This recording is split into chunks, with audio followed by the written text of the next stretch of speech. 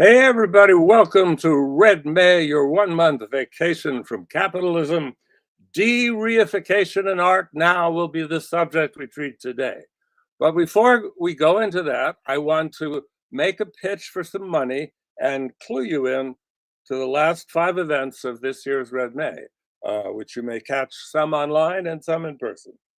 The money, well, we need it to keep doing this. We do not have any grants from anyone, so of course they can't be canceled by an irate government. We depend entirely on the kindness of strangers, friends, radicals. So go to www.redmayseattle.org. There'll be a sign that says donate, and you click on it. You can give either to our Patreon to become a patron or to our GoFundMe. Now, quickly, for what's up, tomorrow at 2 p.m., Fake Work, How I Began to Suspect That Capitalism Was a Joke. That's an online panel with Lee-Claire Laberge, Jason Reed, Madeline Lane McKinley, and Sarah Jaffe. On Thursday night, live in Seattle at Town Hall at 7:30 p.m., Whatever Happened to Revolution? We're going to discuss Jasper Burns' new book on revolution from Verso, and Colleen Lai, Nikhil Pal Singh, and Idris Robinson will be on the panel.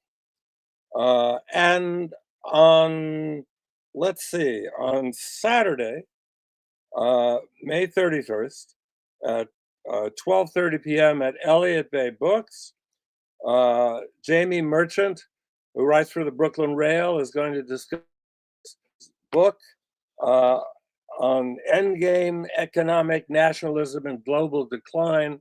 We can discuss tariffs there.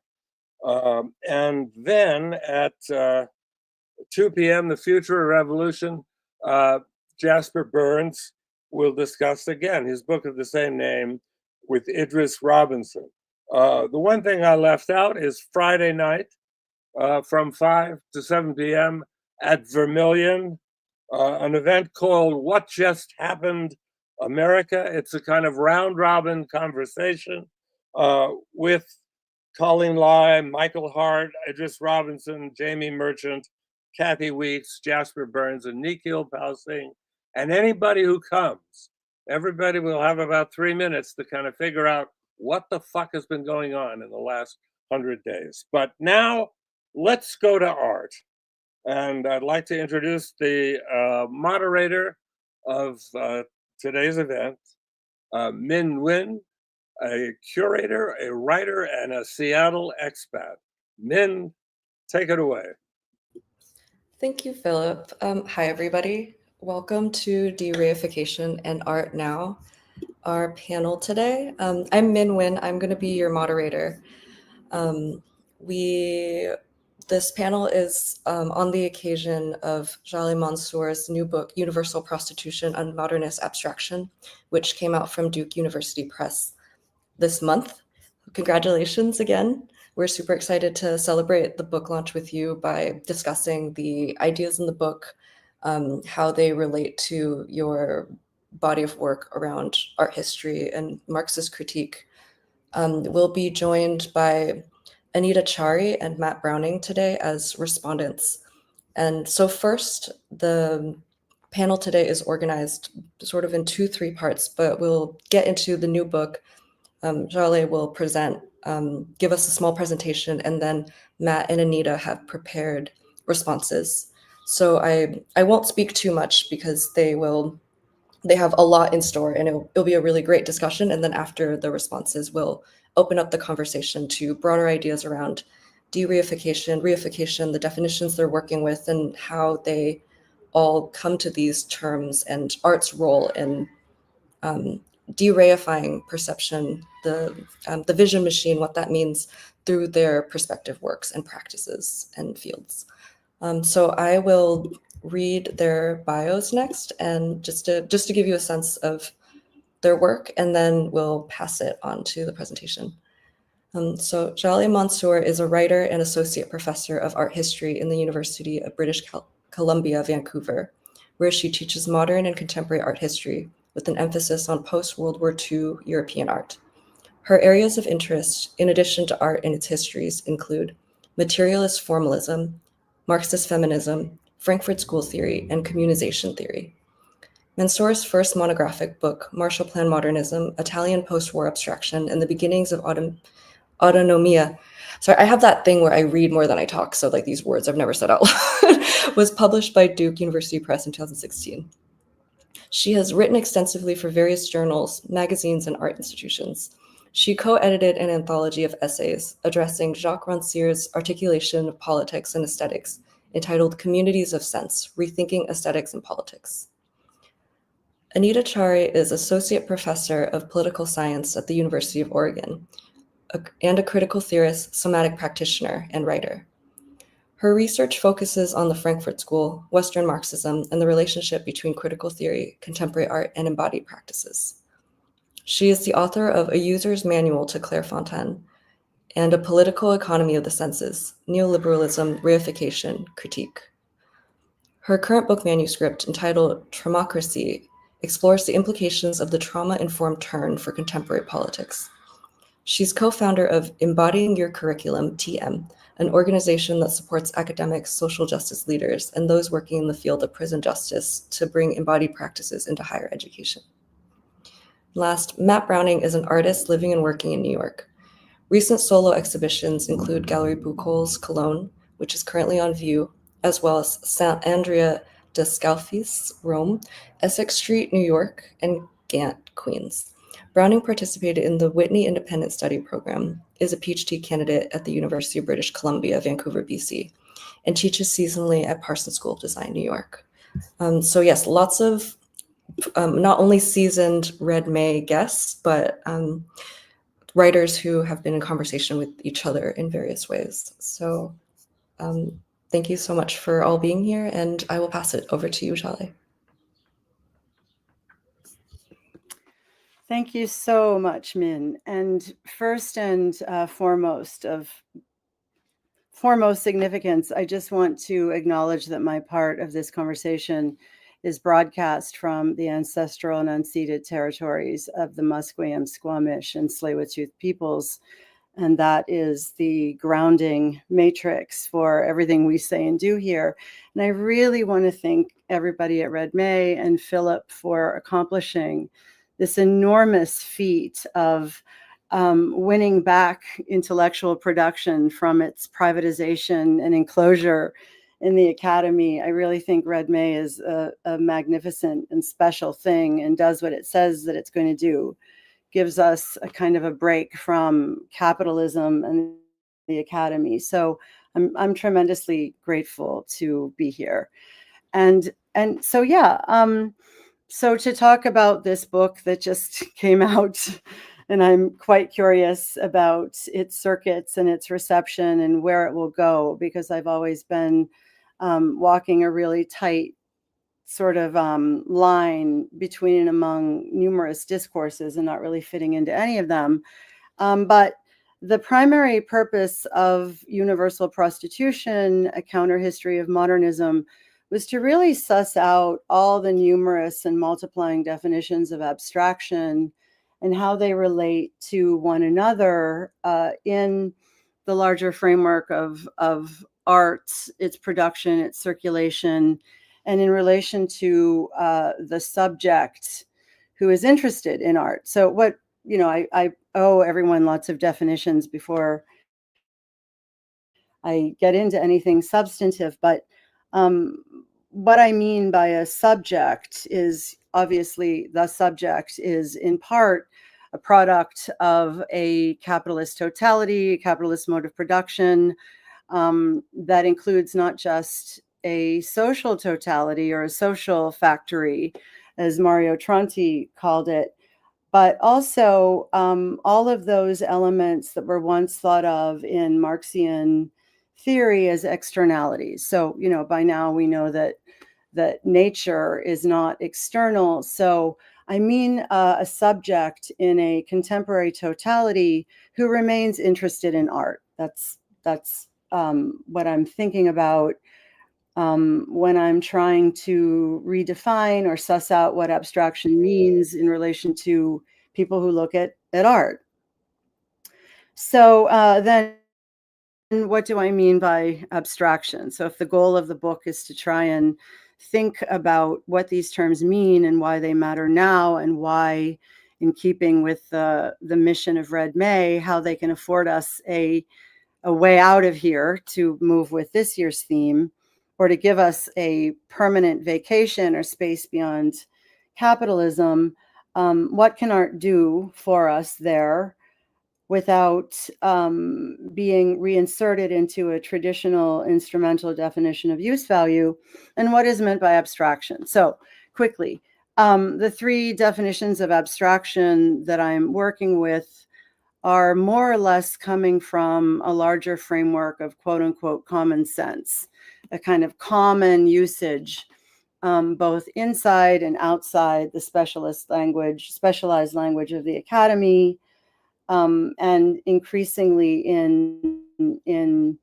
populist spaces as well. So by by abstraction, I mean sort of three kinds. First, technology and the increasing agency of the black box in our contemporary life, where circuits of causality and cause and effect are increasingly inaccessible, in large part because of increasing layers of technological mediation, which leads to the third definition of abstraction that I'll get to in a moment. But in relation to art, for the time being, the second definition of abstraction would be related to abstract art. What is abstract art? It is a term that has been used for the last about 150 to 200 years to refer to any kind of culture production that is not referential or representational or figurative, and that doesn't rely on a toolkit that would ground perception in a particularly sort of bullying and organizing way, which comes down to us more or less from single point perspective, and how that organization or engineering of vision has in turn informed pretty much everything in the culture industry, the entertainment sector, the military industrial complex, all the way to drone perception and various forms of artificial intelligent perception.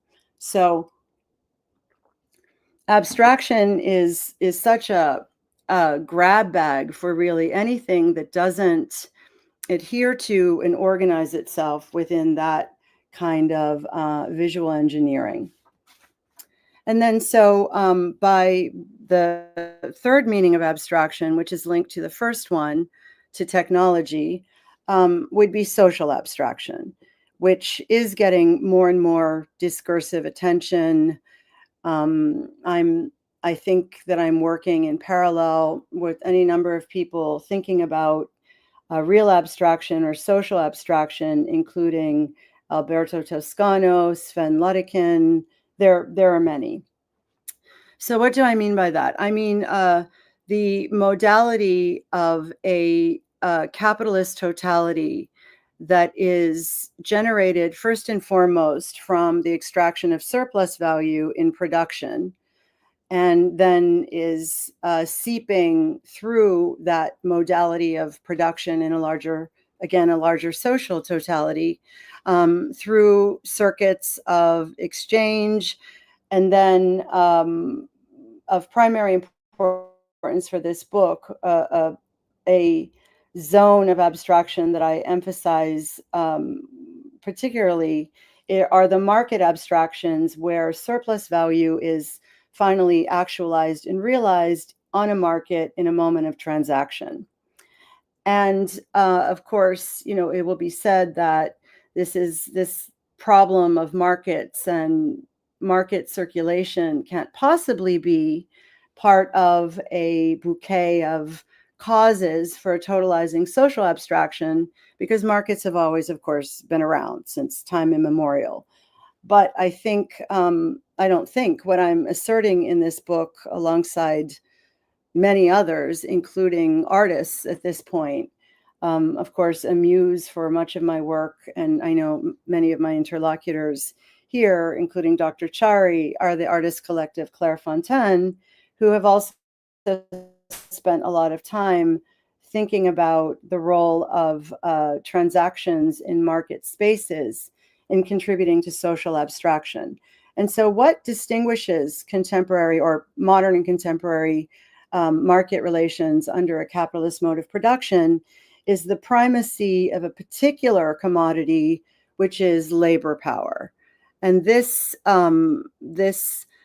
way in which the production side of the capitalist mode of production and the market side, the circulation side, in the sale of labor power particularizes modern and contemporary markets came to be of interest to me in describing the relationships among all of the abstractions that I just defined. So how are technological abstractions, social abstractions, aesthetic abstractions connected or disconnected? This was the path I set myself on to try and answer this increasingly complicated question, much of which came out of, the last 30 years of teaching. I'm always being asked to define abstraction, define abstract art, define social abstraction. So this book came out of really teaching and discovering patterns across the late 19th, 20th, and 21st century about how new forms of art, not just new technical supports, new media, but new forms and new practices come in large part to be motivated by the internal historicity of social abstraction. So part of the book also was motivated in, as most of what all of us write or do or think, everything is conversational. It's social labor. So much of this came out of thinking about current understandings of the relationship between social abstraction and aesthetic abstraction in art. So there are a lot of people thinking about this. Isabel Grava, in his own way, coming out of the Critique of Institutions, Benjamin Buchloh, John Roberts and his labor theory of culture, rethinking the ready-made. Many people are doing this, but what I noticed is that by and large, there's a very clean, clear binary or dialectic by which the narrative would have it that as a social totality is increasingly subsumed into capital, to the operation, the production and circulation and realization of the value form, that art replies or responds to that by retreating into the space of the subject, which is why I defined subject earlier, because I think part of what the book does is revisit what is meant by the subject.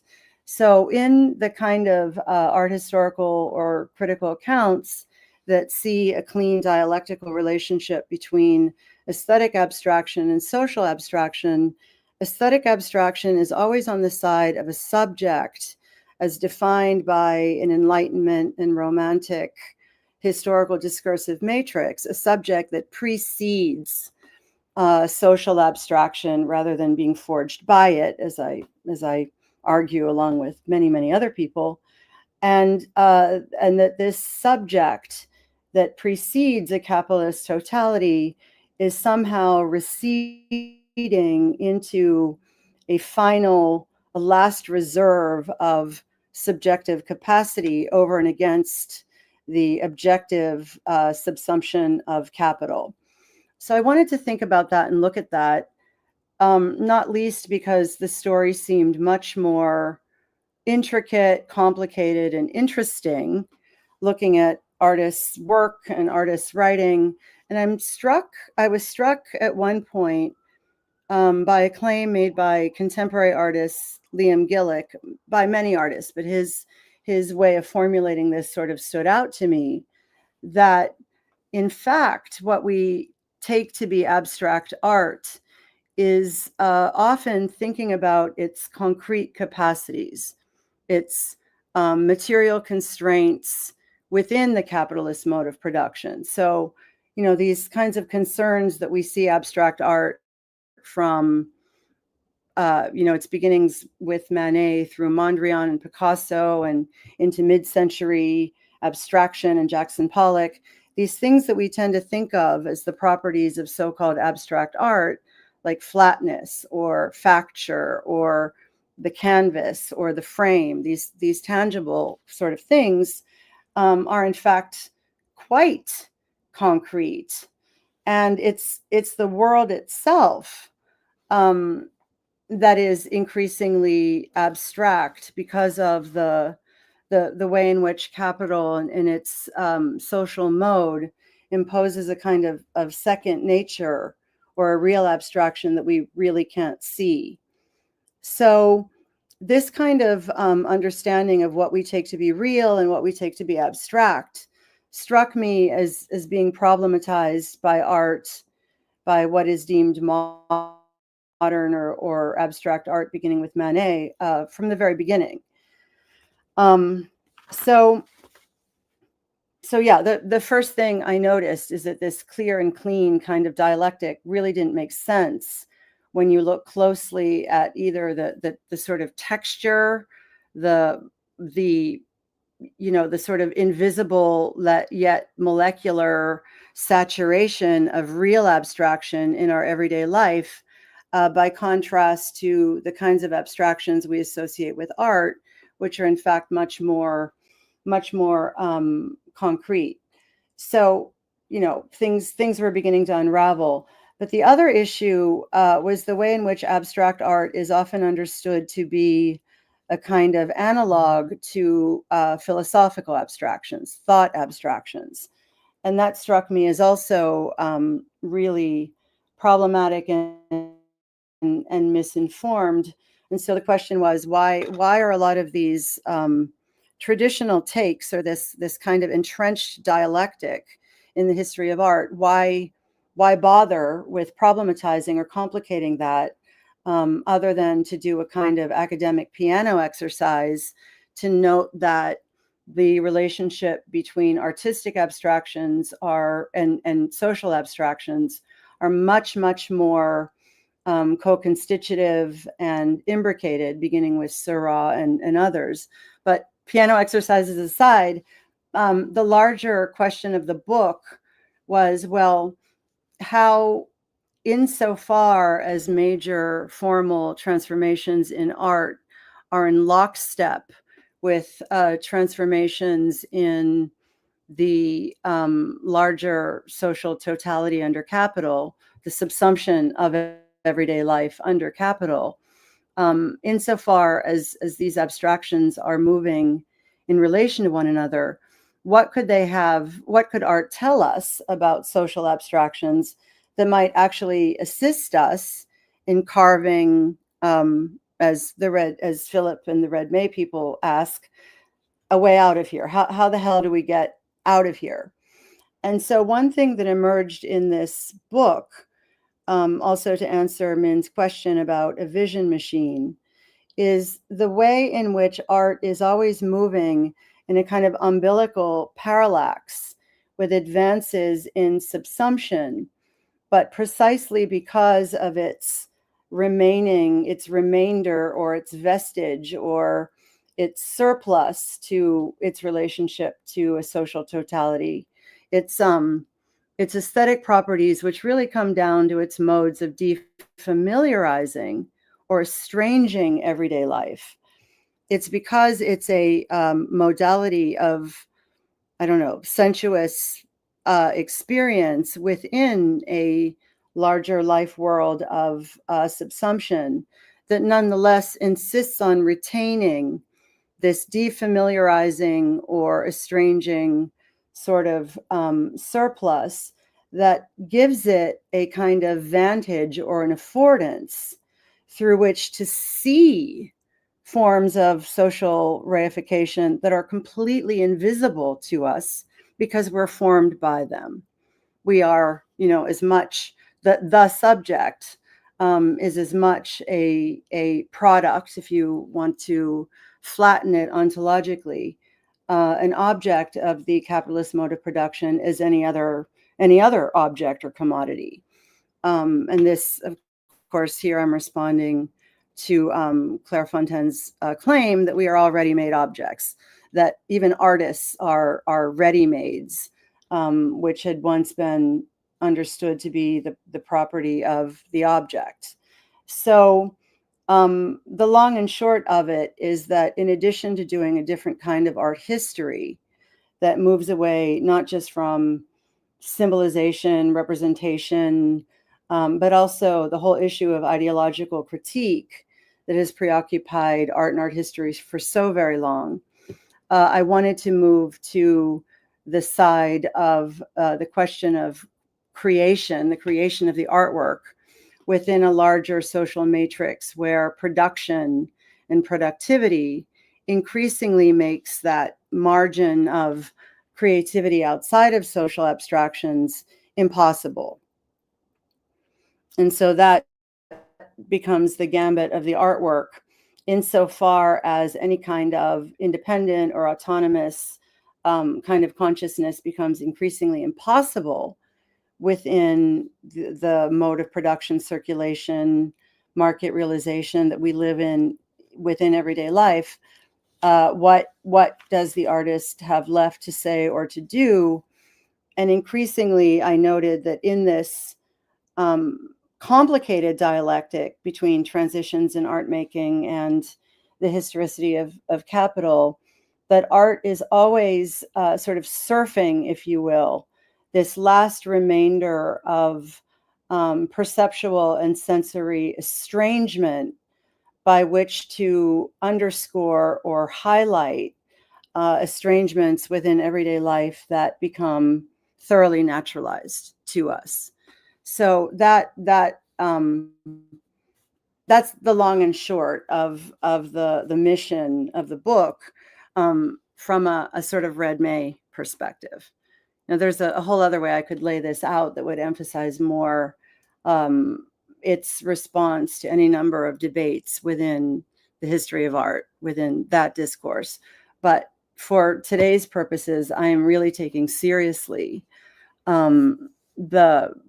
and I, not just for today, I take this seriously all the time, but today is my way to sort of channel it into a conversation with interlocutors here that are very dear to me and whose work mean a great deal to me.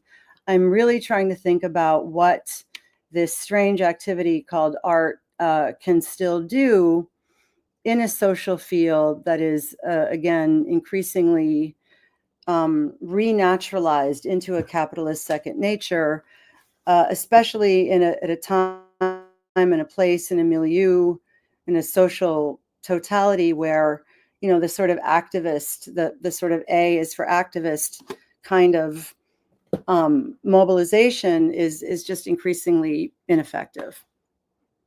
So that's the sort of quick and dirty for what I'm trying to do with this book and why I think it offers a bid for, you know, how the hell did we get here? How the hell do we beat a path forward out of here beyond capitalism?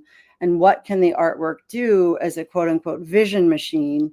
Again, that's Claire Fontaine's language, to firstly recognize the total reification of the total thingification of subjects and objects equally within a capitalist life world, which includes externalities, nature, etc., and how might it offer some sort of guiding principle, you know, to use the title of Dr. Chari's book, A User's Guide, in reverse engineering the reification of everyday life.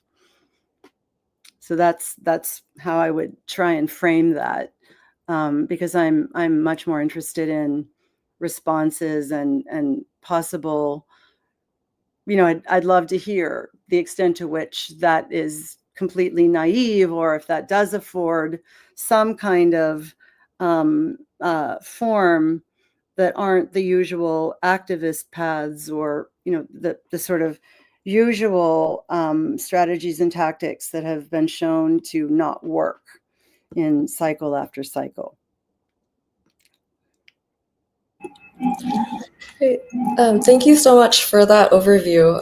I am super excited to hear more about your approaches towards abstraction, real abstraction, artistic abstraction, and how to sort of revisit the association or the assumption that it always means autonomy disconnected from politics, and what it can mean for looking at abstraction as social formation.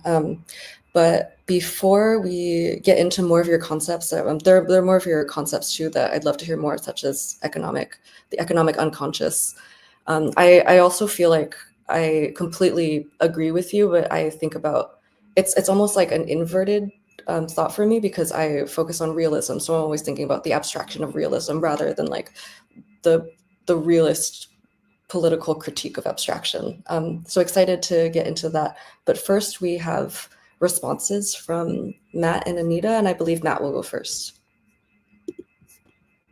Great. Thanks, Minh, and thanks, Jaleh. It was a joy to read your book. And I'd like to begin by acknowledging the significant effect Jaleh's writing and teaching has had on me and my art over the years. It was nearly 11 years ago, in July of 2014, that I drove from Seattle to Vancouver to attend a conference on the Frankfurt School held at Simon Fraser University. Jaleh's presentation on Seurat's repetitive, self-mechanizing application of paint to his canvases significantly affected my own understanding of the minute, almost dabbing motions I was making with a knife as I ploddingly produced wood carvings, a body of work I'm still making today. Later that year, I exhibited the carvings in a group show at ArtSpeak in Vancouver. The exhibition title, suggested by curator Nguyen, but determined by Jaleh's presentation, was Seurat and Friends. And so it was exciting to read her updated treatment of Seurat's work in the first chapter of Universal Prostitution, and it is a great pleasure to be here responding to her work today, by way of Claire Fontaine's and my own. The work of both Claire Fontaine and Tikkun, collectives which share members, run a through line through Jaleh's new book. And last Red May hosted an in-person conversation between Jaleh and Anita on the topic of Anita's recently published monograph, A User's Manual to Claire Fontaine. So, in an effort to bring a related case study into the mix, I will discuss a work by Claire Fontaine made from scavenged aluminum cans entitled Redemptions, and a body of work made by me from PET bottles and titled Plastic Freedom. Thanks, Minh.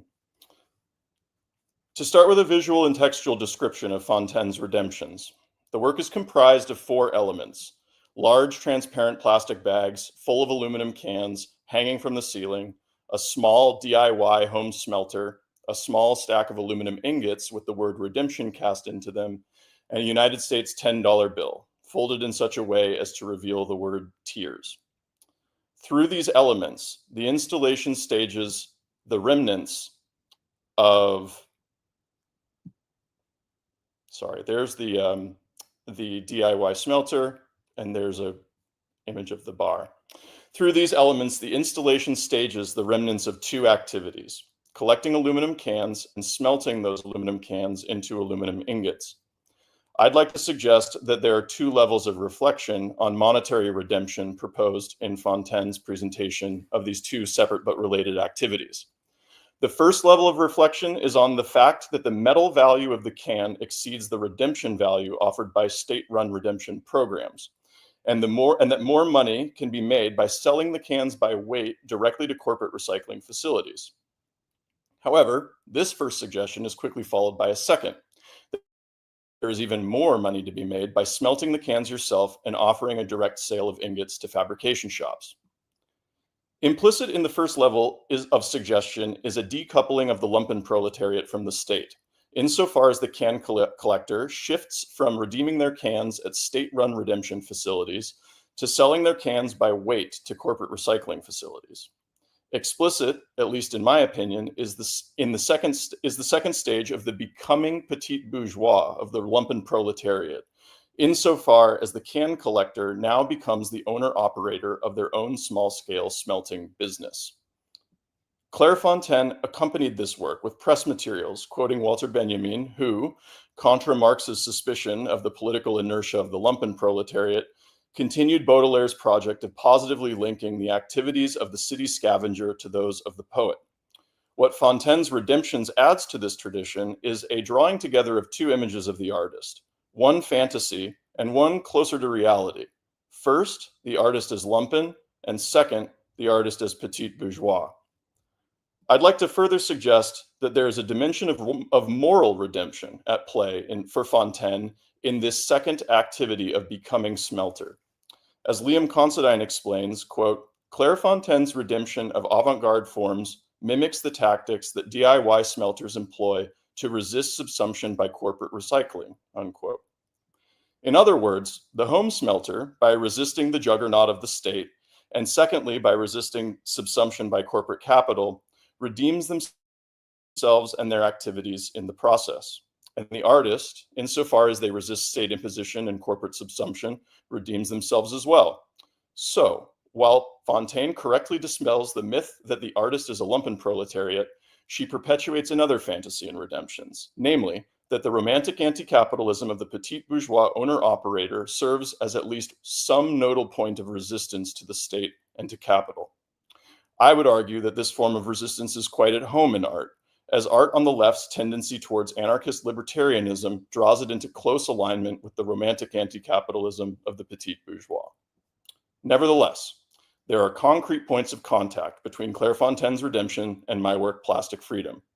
Theirs is a work made primarily of recycled aluminum cans, and mine a work made entirely of recycled PET plastic bottles. And the cash value and microeconomics surrounding both of these objects of consumer detritus seemingly called them forth to both of us as interesting objects to consider through art. However, whereas Fontaine's focus was on how different activities, redeeming, selling, and smelting, could realize variable values for the can collector, I'd like to focus on two aspects of my work, Plastic Freedom, the material properties of the plastic and the work's title. In a 1972 interview in Art Forum, John Chamberlain reflected on why he began working with distinct materials such as automobile fenders, foam rubber, and plexiglass, stating, quote, "You deal with the inherent value of the material and you like it because of the way it is. So why do you want to make anything else? Why do you want to do anything else to it? You know what it is, what it's about. I really believe you make a thing and you deal with that object. The materials say, you can do this and this and this to me."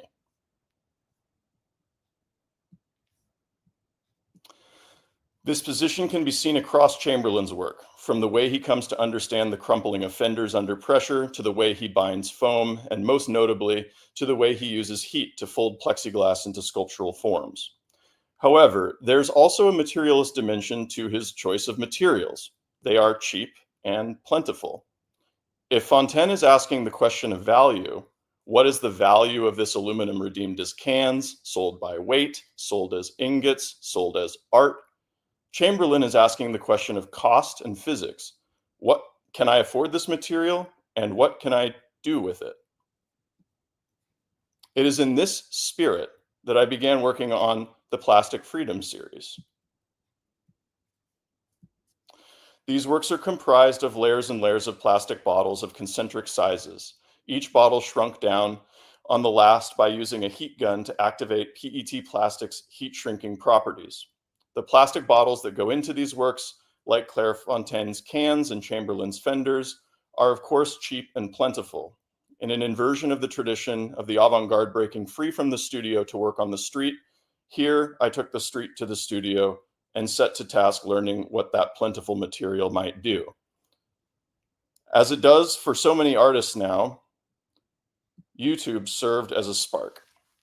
Numerous tutorials demonstrated how to use plastic bottles essentially as heat shrink tubing, and it was a small step from there to use this physical property to build up a form from simply shrinking one bottle on top of another. Here's an idea of the scale. Aside from their color, the resulting works lose much of their indexical relationship to the bottles from which they were made. Even the plastic itself becomes somewhat unintelligible, consolidating into a gleaming gem from a distance and only showing its layering up close. In its material unintelligibility, the work serves as an expression of quote unquote plastic freedom, a specific form of freedom discussed by Meyer Shapiro in his 1936 essay, The Social Bases of Art. For Shapiro, quote, there is overwhelming evidence which binds art to the conditions of its own time and place, unquote. And yet artists attribute their difficulties, quote, not to particular historical conditions, but to society and human nature as such, unquote, leaving them with, quote, only a vague idea that things might be different than they are, unquote. For Shapiro, quote, the artist's antagonism suggests to him no effective action, and he shuns the common slogans of reform or revolution as possible halters on his personal freedom. Yet helpless as he is to act on the world, he shows in his art an astonishing ingenuity and joy in transforming the shapes of familiar things. This plastic freedom should not be considered in itself an evidence of the artist's positive will to change society or a reflection of real transforming movements in the everyday world, unquote. Andrew Hemingway adds that for Shapiro, due to their marginalized and insecure existence, quote, the artist developed no desire to work collectively to change the world, but instead acquired a delusive notion of personal freedom, a ruthless and perverse individualism, a plastic freedom, unquote. We could call this the retreat of freedom. Away from collective struggle for substantive, socially transformative freedoms, the artist retreats into the plastic freedom of transforming the shapes of familiar things. However, lest Shapiro's essay land as a mere condemnation of bourgeois artistic practices, Hemingway adds a dialectical twist, asserting that, quote, the very isolation and social irresponsibility of the modern artist had led to the development of painting as an expressive medium in new and productive ways. Furthermore, as we just heard in Jaleh's comments at the beginning of this panel, we might actually think of plastic freedom, in fact, as a tool of estrangement in the artist's toolkit. It is this tension between the productivity of plastic freedom and the substantivity of collective struggles for freedom that I hope my work, Plastic Freedom, captures.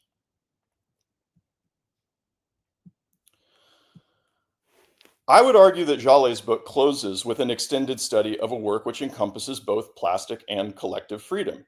Hannah Black's exhibition, The Meaning of Life, held at York's University Goldfarb Gallery in 2022, functions as both an homage to the collective struggles in the aftermath of George Floyd's murder by police, as well as a celebration of the utopian convergence of looting and solidarity. In her description of the installation, Jaleh takes time to describe sheets of plywood in the exhibition which have been laser cut with holes to appear as if they were broken glass. This momentary estrangement through which a synthesis of plywood and broken glass is itself an instance of plastic freedom, but an instance which sutures us further into the scene and the struggle rather than withdrawing us from it. Freedom is at stake in the work of Claire Fontaine as well, though I would argue that she typically uses rhetorical and pedagogical tactics rather than tactics of suturing, as Black does. I will close my response with a quick turn to a poster Fontaine produced for the 2024 Art Basel gift shop, which reads, "What is freedom if not a product of liberalism? Is there any possible freedom from the market and its unreasonable rules? What is a shared reality in a world where people's existence are entirely conditioned by their level of income? Why is art the only space of expression for a luxurious and exclusive principle of reality that makes abnormality into a source of wealth and a desirable condition? Who judges the value and legitimacy of our desires besides the market laws? Why is capitalistic libidinal economy not a form of mental illness?" All interesting prompts, and yet even perhaps because it takes the form of questioning, its character is one of interrogation by a knowing subject. Counterpose this to a 2009 billboard by the artist collective Free, displayed in Peckham Square, London, declaring "Revolution is sublime." As with Black's installation and Jaleh's account of it, this is a work that immediately sutures me in, not least because of the mirror, but also because I'm left wondering just exactly how revolution is sublime. In a manner not totally dissimilar to the rich images which spin out of Lawrence Weiner's sentences, I'm left to consider how the Kantian sublime is a mixture of pleasure and displeasure, and importantly, fear of danger, but the realization of safety and its overcoming. As in Black's installation, We are encouraged to revel in this feeling and amidst it, find a joyful collective agency, reminders that we make history, not under circumstances of our choosing, but we make it nevertheless. Thank you. Great, Matt, that was amazing. Anita, would you like to go? Yes, thank you. First of all, I just want to thank Jaleh for this incredible book, which I'm really excited to comment on, and Matt for this preceding discussion, which I have so many thoughts on. So I'm just excited for the opportunity for us to be able to converse. Also to Red May and to Philip for giving us the space for this conversation. So first of all, I just want to say, in terms of Jaleh's work, it's such an honor to be able to have this discussion now. Jaleh in the past has shown such incredible intellectual generosity to me specifically, and just not just to me. And I think it's such a great opportunity for us to be able to give this work its due, because it really is an important engagement and powerfully written and beautifully styled. And I just have a lot of admiration for it. I also want to say that what I want to talk about is the points of resonance that I see between Jaleh's work and my own approach that have come out of, as I was saying, a long discussion that we've had also just last year at Red May about these issues in relation to work that I've done in the past, and to talk about some questions that the book provokes for me. I think also I want to just say at the outset, I really think that this book is very important for the work of theory specifically, and for us at Red May, those of us devoted to Marxist scholarship and praxis. And so to really understand this book in that context, and to see what a actually amazing thing it is to be able to cross those disciplines to make this intervention in the field of art history. And yet I would say it's, if anywhere, more at home here among us. So, I think this is an absolutely crucial book that argues powerfully that a materialist genealogy of modernist avant-garde aesthetic practices is fundamental to orienting an understanding of modes of perception and their relationship to the realm of economy, that hidden abode of production. It provides us with a history of the present at the level of form, fundamental because it delivers insight into the ways of seeing that are themselves, as Jaleh was saying before, unseeable, right? These imperceptible abstractions, to use the terminology of Claire Fontaine, who we've been discussing a bit up till now, which suffuse daily life and which are fundamental to the ways in which capitalist domination functions.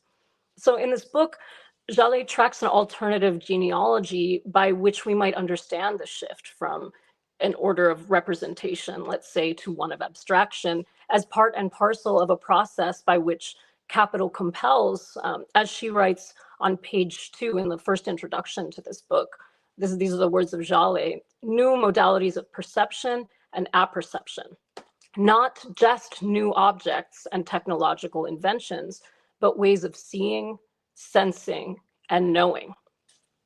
And so I think it's of fundamental importance to insist that in this story, aesthetic practices are not of mere tangential interest. And I say that because I think we're so often subject to that kind of a critique, especially when we bring these kinds of very specific conversations about aesthetic practices into the realm of critical theory. So I think it's important to understand that, as Jaleh contends in the first introduction for the book, that this book rejects the doxa that the artwork is, and these are in her words again, either an illustration of something in this world or a self-contained alien world. Instead, another form of abstraction insinuates itself under that discourse. I share with Jaleh this orientation that aesthetic practices are a primary index of how capital manifests in perception. And as the title of our panel here today, reification is a key concept in this analysis. And so that concept, most famously deployed by Georgi Lukács, is derived from and closely, of course, related to the notion of commodity fetishism, which was conceived by Marx as a form of relationship between humans that is disguised as a relationship between things. So commodity fetishism, if we put it most simply, refers to the ways in which these social relations present themselves as something objective and concrete rather than socially mediated, and thus come to be regarded as beyond the domain of human agency. The spectatorial attitude of reification that characterizes consciousness in capitalism is therefore a really a crucial part of the peculiar economic structure of the capitalist form itself. It's one, and I think this is something I want to discuss more because I think there are different lineages of reification critique. But in terms of how I see it and how I think, at least how Lukács was talking about it, it's one where the subject can only look on passively at its own activity, whether perceptual or manual. So Lukács had spoken very much about reification in terms of a kind of dissociated spectatorial subjectivity that predominates in capitalist society, which tends to legitimate the irrationality of the laws of capital rather than being able to subject them to any kind of critical reflection or practical transformation.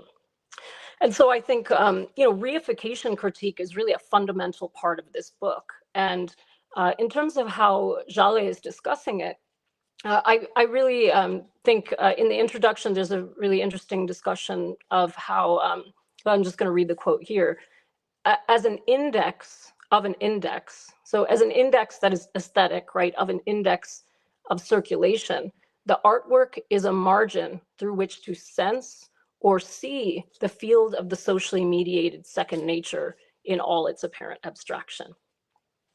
So reification critique, of course, after Lukács went down a variety of paths, the path through Adorno and the Frankfurt School being one of the more influential ones, let's say, which then diverged as the second and third generation of Frankfurt School theorists deployed the concept in different ways. Axel Honneth dissolved the concept, I would say, into a kind of fetish of intersubjectivity, while Moïse Postone, who I think is also quite influential for Jaleh, as well as for myself, used the concept to interrogate the fetishization of labor and the social itself. But I think what's interesting, one of the many interesting things about the book is that one of the less trodden paths of reification critique has been the one, not in art history, of course, but I think in critical theory, has been the one that led through Duchamp's Ready-Made, then through Debord and the Society of the Spectacle, through the experimental French theoretical collective Tikkun and its descendants, the feminist art collective Clairefontaine. This is one that Jaleh tracks through the book. I think in really a singular way. I don't think there is another book that comparably examines that thread of scholarship. And it's definitely been one that's influential for my own work. And so chapter 3 of the book especially has a very trenchant analysis of Tikkun's work on the young girl. So just to say a tiny bit about Tikkun, whose works in the early 2000s opened up new possibilities for the poetics and the form of theory, which is what I personally find so important about their work. They were influenced as much by Agamben, by Michel Foucault, as Jaleh points out, by Proust, as well as the whole trajectory that she draws out through Picabia, for example. Tikkun really experimented with theoretical form. And so in their text, Preliminary Materials for a Theory of the Young Girl, which she examines in depth, they create a text without genre, right? It's kind of a montage, a conceptual manual, a vision machine, to use their words, and what Jaleh calls a text as instrument. And Jaleh talks about how this text is crucial for understanding how it kind of affords the reader a way to sense the total war, right? What they call total war, which is the encroachment of capital into all recesses of experiential life, including the unconscious, right? In a way that is molecular and very imminent, and so much so as to be intangible. And so this strand of reification critique which Jaleh traces gives an account of what I would call, following, in a different vein, the Adorno scholar Jay Bernstein, the loss of emphatic experience in contemporary society, and for him in modernity, right? And I think that idea, because to really talk about the issue of perception and experience, which is what I believe that aesthetic practices offer us, even as we talk about them in relationship to these kind of more abstract dynamics, right? So I think with what I find interesting about this idea of emphatic experience is it starts to help give us a sort of way of probing into the question of what about aesthetic practices is de-reifying, right? I think for Bernstein, he talks about art itself, right, as an autonomous sphere of practice being an expression of reification itself, right? The very fact that we even have art is an expression of reification and the fragmentation of modern life.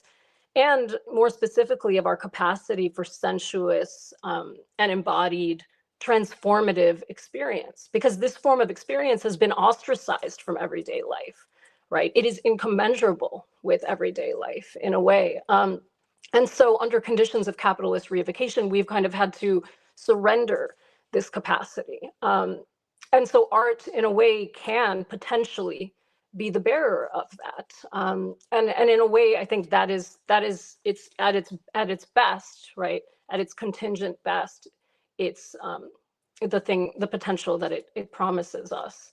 So I think I find this aspect of the critique of reification, especially as we consider it in relation to aesthetic practices, to be really fundamental. And in my own work, this emphasis on de-reification as the kind of attempt to ignite or resuscitate these moments of emphatic experience, right, through practices that shock or estrange or disorient us, or put us in contact with the fundamentally schismed nature of capitalist society, is kind of what I think the potential is here. And that is not a revelation of our kind of species being so much as the impossibility of its fulfillment, not a desire for coherence in the face of contradiction, but a reckoning with the increasing complicity that has been created between each one of us and the system in which we function daily. So, I wanted to, these are some points I think of resonance and places where I kind of jump off with reification and aesthetic practices. I wanted to talk about some places where just questions I wanted to pose to Jaleh, actually, and whether we get to talk about them or not now.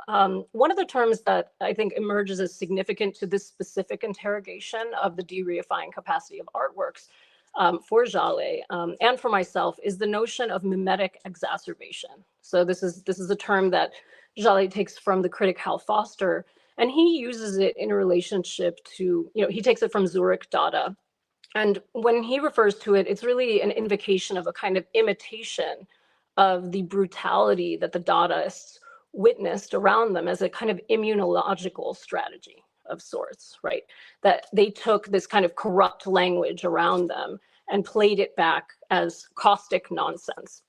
So for them, it was this kind of adaptive resource to violence and societal trauma that in a way chooses disintegrating oneself over just resisting, right? For the Dadaists, mimetic exacerbation is a kind of survival strategy. It's a defense.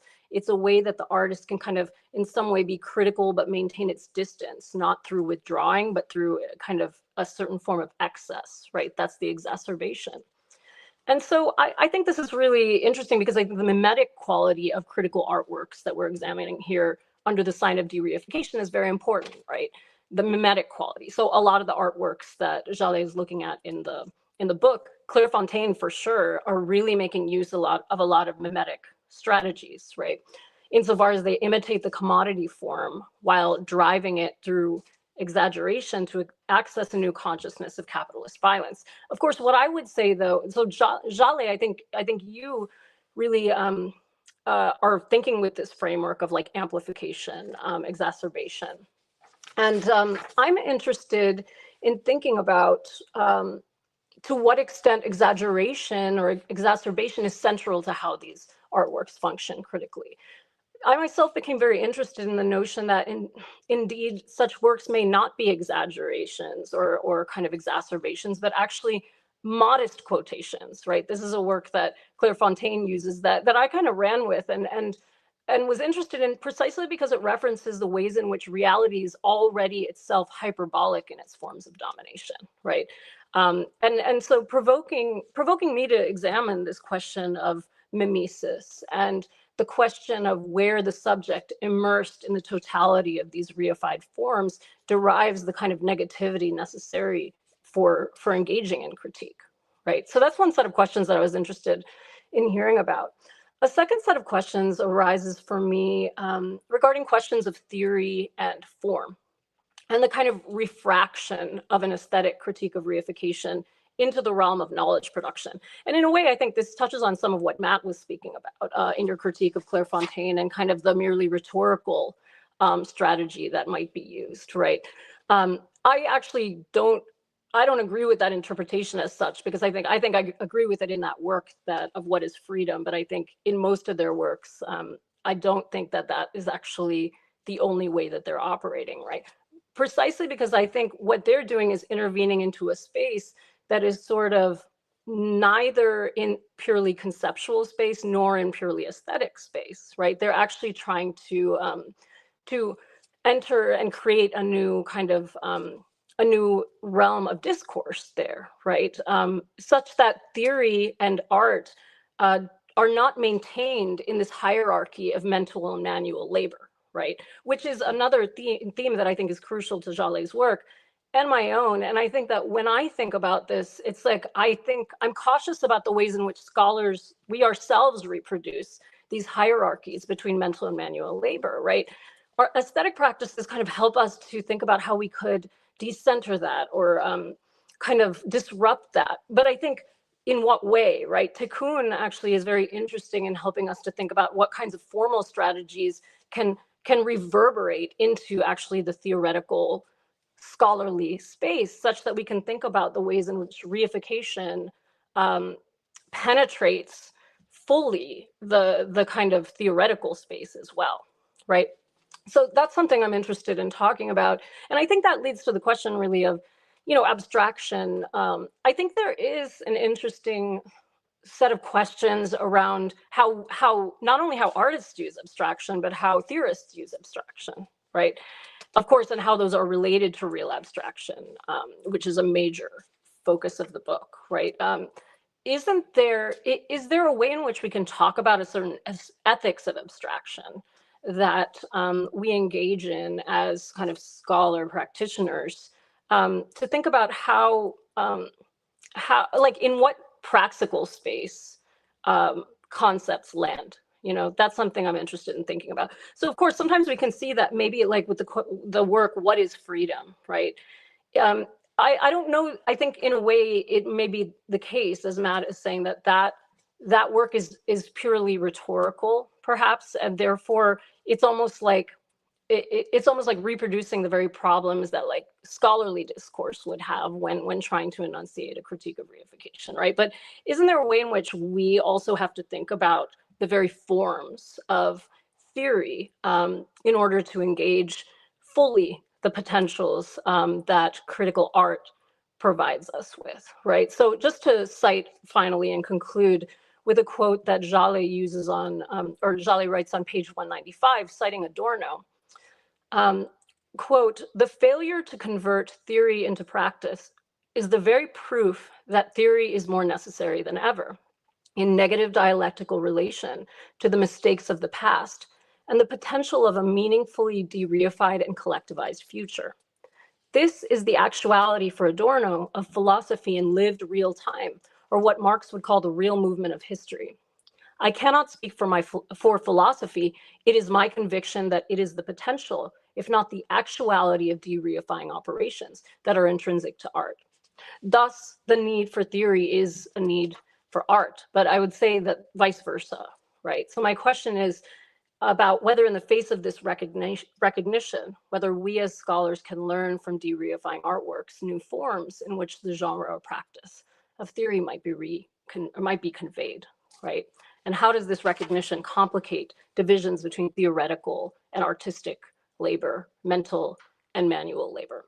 So I think for there, I just want to conclude and say it's so exciting to engage with this work, and just excited to continue the conversation.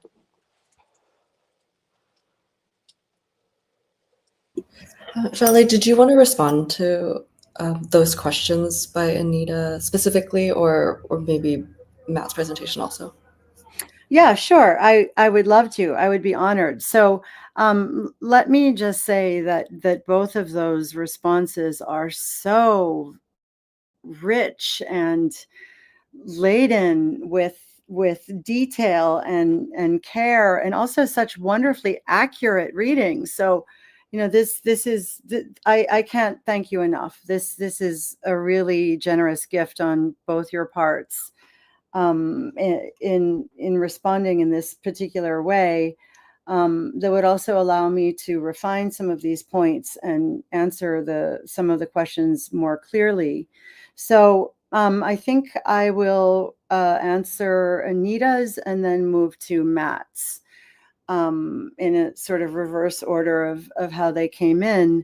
So yes, the notion that an interesting artwork, so the notion that an interesting artwork, but also artwork as it has transformed and evolved in this internal historicity of art as a separate endeavor that begins in early modernity and then gains a lot of credence during the Enlightenment, and then comes down into the 20th and 21st century in any number of crises.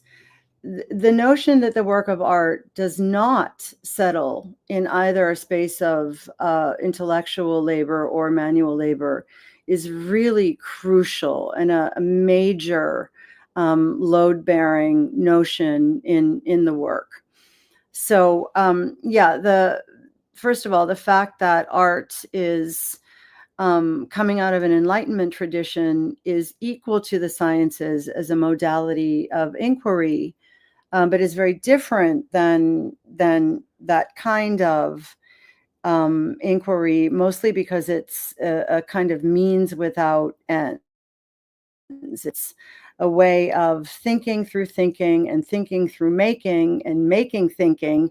It crosses all of those dialectics in the usual notion of a metaphysic of presence. As Anita said, all of the hierarchies in and among intellectual and manual labor and their subcategories. So yeah, that's a really important part of the book.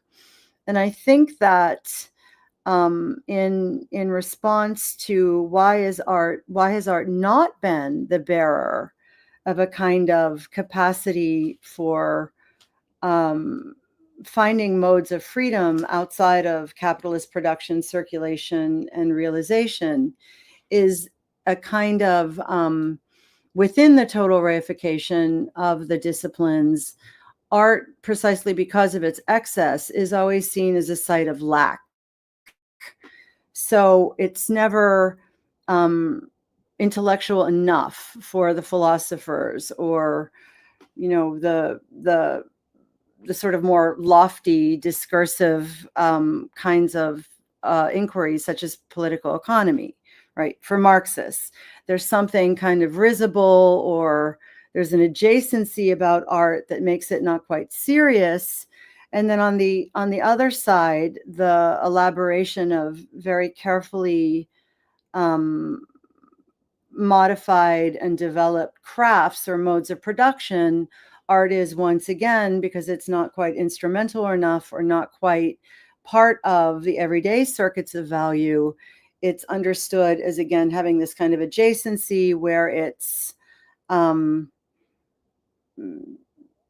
there's something indulgent or excessive, or the last traces of a kind of aristocratic excess about the work of art. So the very fact that it stands outside of this division that is as primary to the modern history of the species in many ways as gender has become, which is why the book focuses also on the production of gendered subjectivities in the interest of capitalist totality and subsumption. So it's precisely art's strengths that come into a capitalist life world as a number of weaknesses. Excess to this, therefore lacking that. And, you know, if we had the time, and something I do in my classes is go into a kind of theoretical turn, as I call it, in the history of modern art, coming out of conceptual art and into practices like Claire Fontaine's or Thomas Hirschhorn's that really refuse these categories, in order to think about why these practices that refuse the binary between intellectual or manual labor, or the hierarchy between making thinking or thinking making, why these practices have been met with such resistance, and why they've come under fire for a particular kind of pretentiousness, if you will, for lack of a better way of putting it, that I actually see as symptomatic of art's capacity, not its lacks or its failures. And so maybe now I'm going to go into some of what Matt raised in order to return to Anita's questions about art as the bearer of a kind of capacity for actual freedom that hasn't been realized. What is that missed opportunity about, or why has that happened? And so to Matt's remarks, I think what you're hearing or reading in the book is precisely an account of how the problem of quote freedom has been mislocated and misrecognized. So it's always been posited as a kind of ideological freedom that ultimately subscribes to more of a possessive individualist, or for shorthand for this conversation, a kind of Adam Smith model of the subject who has the capacity for freedom. And what the book is noting through turning to the more repressed characters within the Frankfurt School, notably Alfred Sohn-Rethel, is that any kind of even speculative positing of a notion of freedom has got to come to grips with the kind of compulsions put in place by a capitalist totality that asks us to bring our labor-bearing capacity to market, even if that bringing of our labor-bearing capacity to market isn't part of the sort of immediate content or substance of our social everyday lives. So even when we think we are most free, you know, in art or in the art world, or in these kinds of very privileged and rarefied spaces of being a curator or a professor or an artist, that these are the sites that are understood to be holding out a kind of freedom that they constantly betray, constantly disappoint, constantly fail, which of course, you know, results in the perception of these sectors as being hopelessly liberally elite and so on.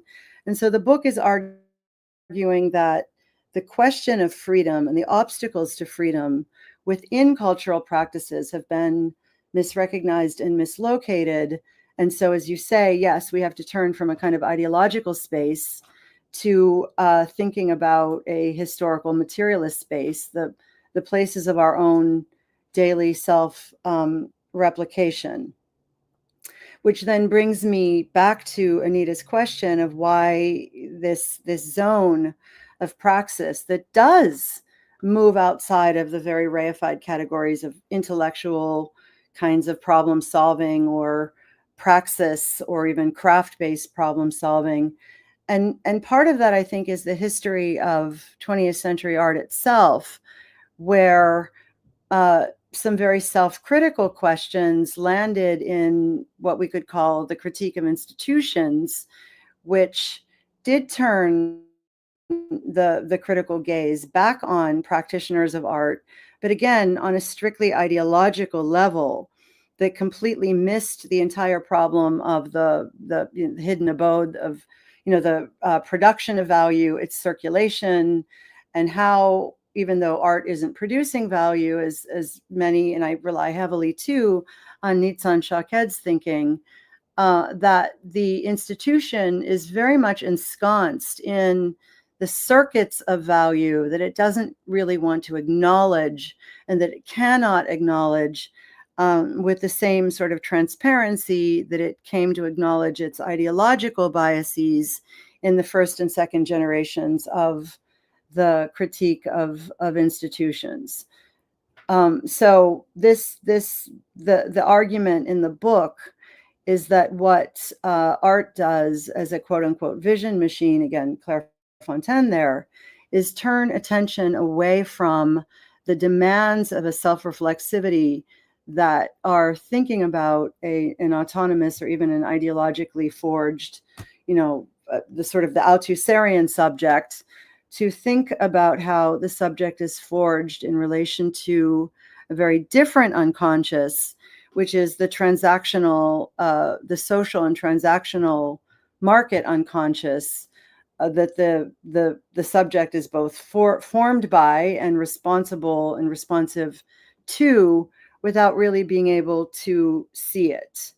So that the question of redemption that you raise, and as you said beautifully, what that does is sort of rehearse the subject position of the artist as a kind of petit bourgeois who's always hanging on, as Greenberg would say, through the umbilical cord of gold, to a patron class that is literally patronizing by affording some forms of freedom only to withhold others. That work is drawing attention to that strange golden leash, but also by setting into play the other elements of the work that are, I guess, the intellectual labor, the poetic labor of thinking about what redemption would mean for a subject, any subject that is both forged within and subject to circuits of value. So to answer you, again, in the interest of time, in the most telegraphic way possible, the argument of the book is to say that the possibility of freedom, the spaces of freedom, insofar as they exist at all, have been misrecognized and mislocated. And if we might sort of turn our eye via the work of art to where we could locate them, we might be able to open this question up. In answer to both of your questions, I think, strangely enough, contra the critique of institutions generation, it's not so much the object of art or the praxis of art, because, of course, moving through this way of thinking that also Anita has really developed, this notion that to take seriously the binary division between the object and the subject is already absurd. That's already an effect of the total subsumption of everyday life and our relation to the commodity, and not the other way around. But it's my sense that part of why artwork like Claire Fontaine's or like your practices here don't really fulfill the expectation that is hung on them is that the institution of art, seen as the sort of more discursive or possibly critical apparatus or framework, is in fact much more of a gatekeeper than would meet the eye. So the institution and the discourse of art can maybe afford to question some of its ideological assumptions, but really can't afford, as what Habermas would call an institution of the bourgeois public sphere, it really can't afford to turn to the question of the circuits of value, because that would dissolve its own purpose or its own existence, which is why something like Red May is important. But yeah, so the long and short to both of your questions or both of your series of responses is yes, exactly this. We have looked to art as a space of compensatory agency, as Matt said. And that compensatory agency has increasingly disappointed us and only resulted in art being seen as utterly pretentious. But I think if we would rethink this place of compensatory agency, we would move this kind of practice that moves outside of intellectual and manual labor and its divisions into a much broader sphere. So again, I feel like it's like those characters in the Bande à part by Godard running through the Louvre. I feel like I'm racing against the clock here. But I do feel that your responses are really generous, absolutely lucid, and help me sort of move this into a more practical sort of user's guide. How can we use the artwork in an useless way that would help us see, that wouldn't have any kind of immediate utilitarian value, but would do the work of keeping the barest margin within a capitalist totality just open enough so that we can recognize that our own creative capacities aren't completely foreclosed. So as you say, the art of making freedom, as Claire Fontaine would say, and I would argue as Matt's practice is doing in many nuanced and intricate sorts of ways. So, but anyway, I'm tremendously grateful, and I'm aware of time as the dominant mode of, yes, as the form of social domination par excellence, and here we are in it. So. Yeah, we are kind of out of time. Maybe I will ask one question first to you, Jaleh, and then open it up. But there's also a question from the chat. I wanted to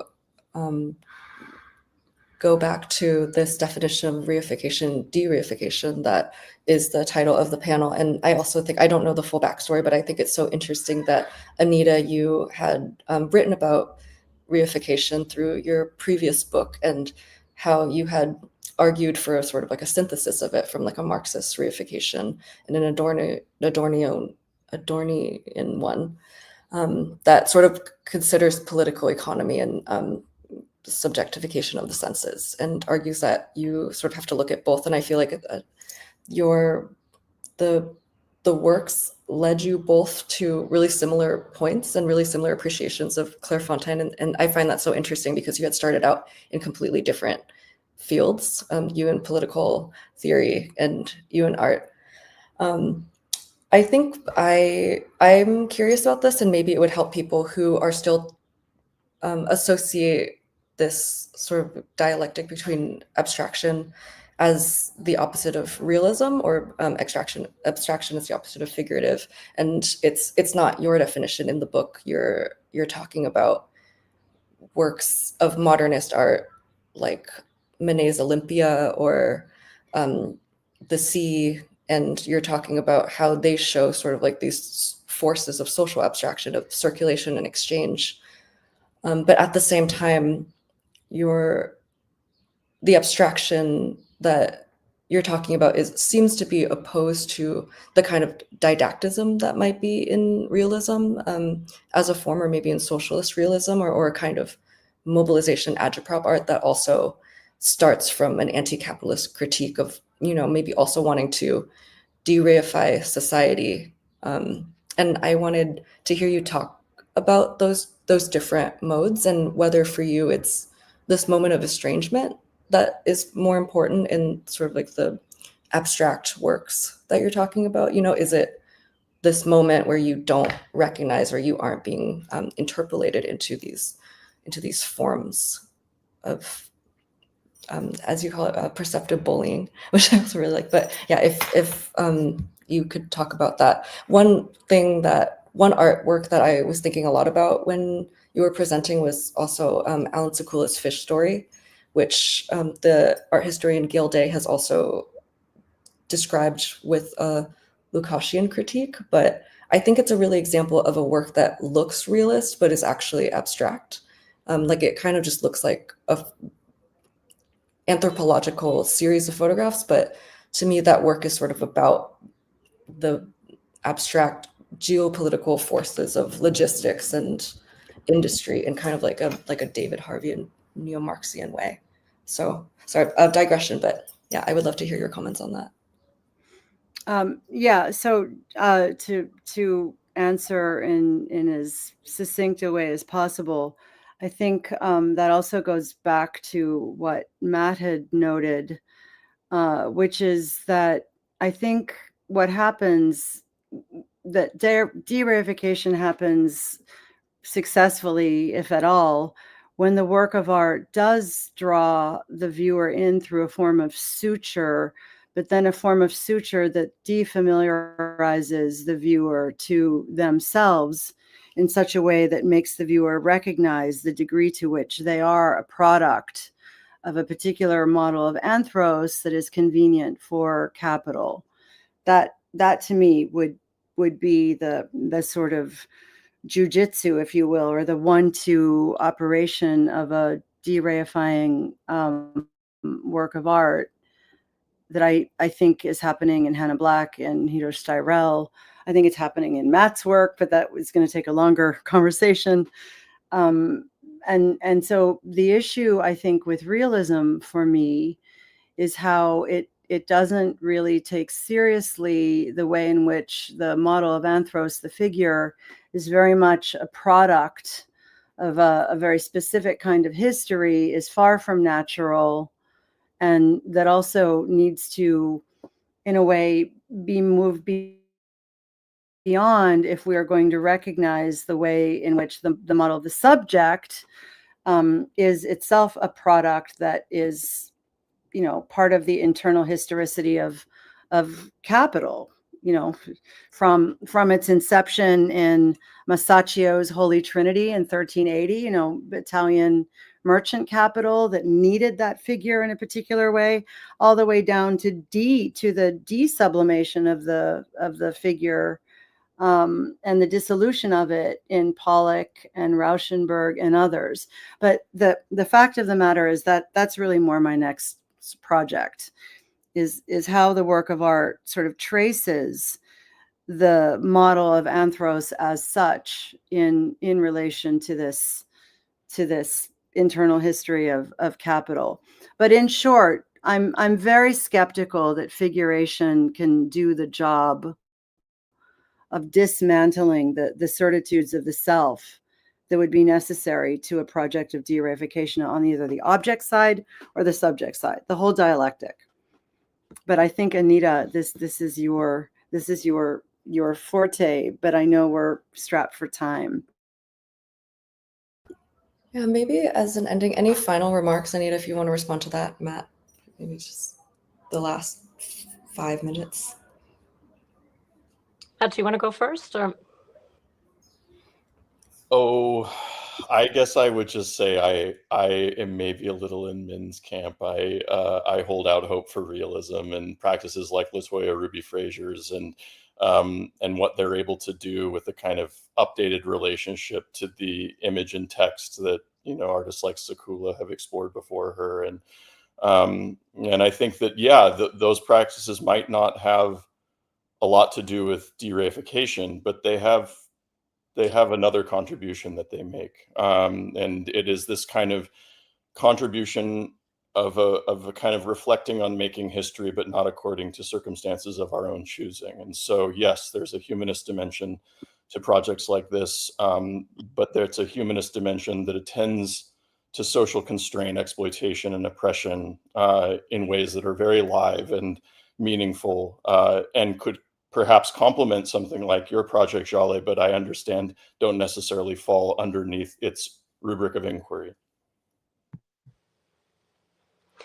Yeah, I guess I would say that, I'm very much in the vein of what Jaleh was speaking to just now on the function of how the artwork actually kind of achieves this suturing and this kind of estrangement, right? That's the part that I think is really fundamental to the possibility of being able to perceive these imperceptible abstractions. And I think the thing that I've been thinking a lot about, I guess, especially through the work of Claire Fontaine, but not only, because I'm kind of now thinking about it as a broader question about aesthetic practices. And, I've been thinking about this idea of what I've been calling affective conceptualism as a kind of way of helping us to understand, like, because I think the affective is an important part of this equation. And of course, so does Jaleh, because the book is called Universal Prostitution, I think precisely to touch on the fact that transactionalism is ultimately also and fundamentally, most fundamentally, an affective one, right? And so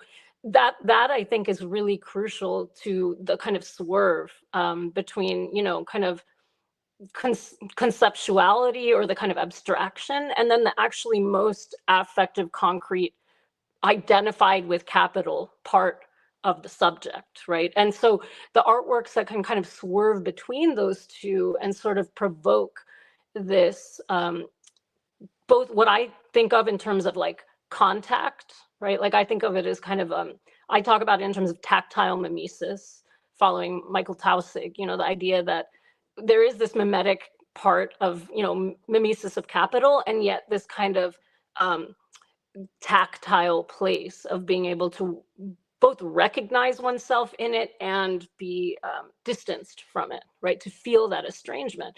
And I think that a lot of, you know, the Hannah Black artwork, I think really that Jaleh talks about in the final chapter of the book is really interesting as an example, or not example, that's not the right word, right? A kind of deployment of that strategy. And I see that with Clairefontaine too. Like for me, the matchstick works are very much an instance of that, because they kind of provoke this contact with one's own like process of reflecting on desire, right? Like I want to light that artwork on fire. It's like a series of matches installed on the wall, and it puts into play this like ludic kind of place of, if you see some matchsticks on the wall, like aren't you going to want to burn them? But of course you don't, and so it leads you through this whole process of like why you don't.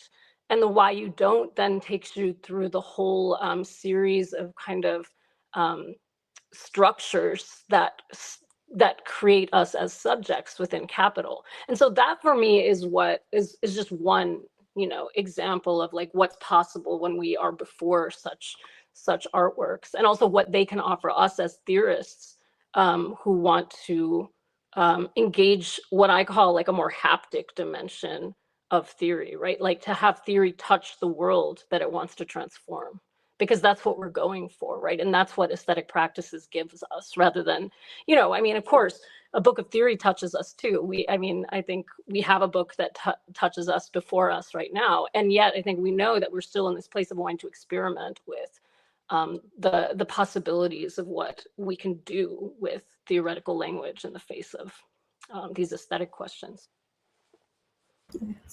I have a Clairefontaine book. I was trying to find it, but it's called On the Sharing of Private Property. I don't know if you've seen the book, Yeah. but it's just a bunch of reproductions of manuals and diagrams for picking locks.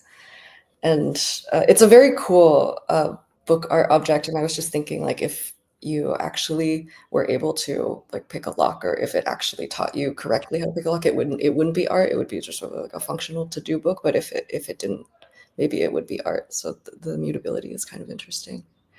But on that note, Jaleh, thank you so much. Congratulations to your new book. Thank you thank you. No, thank you. I'm filled with gratitude, and I feel so utterly lucky and blessed. Thank you, truly.